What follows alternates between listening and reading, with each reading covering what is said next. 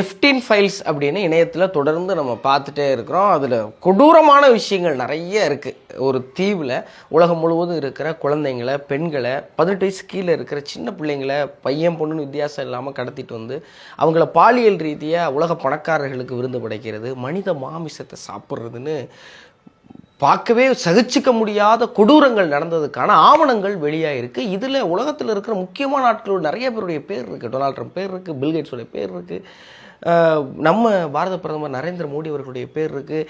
இது ரொம்ப கொடூரமாக இருக்கிறதுனால அதை பேசுகிறதுக்கு மனசு வரல. ஆனால் இப்போ ரொம்ப பதட்டமாக இருக்கிறதுனால அதை பேசணும்னு நினைக்கிறோம். ஜனவரி 2026 தொடங்கி முதல்ல 15 நாளில் மட்டும் டெல்லியில் 809 பேர் தொலைஞ்சு போயிருக்காங்க.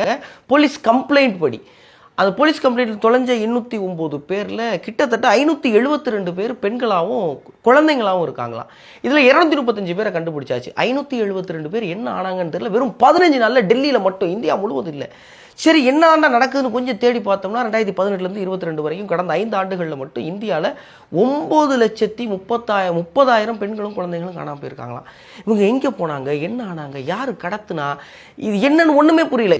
ரொம்ப பயமாக இருக்குது. எஃப்டீன் ஃபைல்ஸ் மாதிரி ஒன்று உலகளவில் நடக்குது, இந்தியாவில் இப்படி ஒன்று காணாமல் போகுதுன்னா என்ன பண்ணுறது? நம்ம தயவு செஞ்சு எல்லாரும் உங்கள் வீட்டில் இருக்கிறவங்கள பத்திரமா பார்த்துக்கோங்க.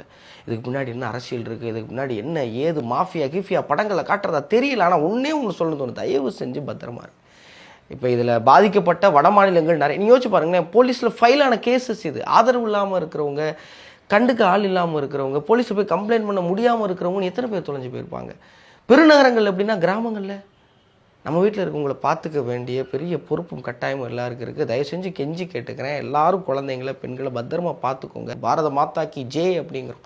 இந்த பாரதமே தாய் தான், பெண் தாங்கிறோம். ஆனால் பெண்கள் காணாமல் போகிறாங்கிற செய்திக்கு தீர்வு கிடைக்காமல் இருக்குது. இதுக்கு இந்த தேசமும் இங்கே இருக்கிற என்னென்னமோ பெரிய பெரிய க்ரைம் பியூரோலாம் சொல்கிறாங்க, அவங்க ஏன் நடவடிக்கை எடுக்க மாட்டுறாங்கன்னு தெரியல. ஒன்றே ஒன்று தான், தயவு செஞ்சு உங்கள் வீட்டில் இருக்கிற பெண்களை, குழந்தைகளை பத்திரமா பார்த்துக்கோங்க. நான் உலகம் முழுவதும் ரொம்ப மோசமான, மனசால் ஏற்றுக்க முடியாத, கண்ணால் பார்க்க சகிக்காத நிகழ்வுகள் நடந்துகிட்டு இருக்கு. தயவு செஞ்சு எல்லாரும் பத்திரமா இருங்க. வீட்டில் இருக்கவங்கள பத்திரமா பார்த்துக்கோங்க. கவனக்குறைவாக இருந்துடாதீங்க.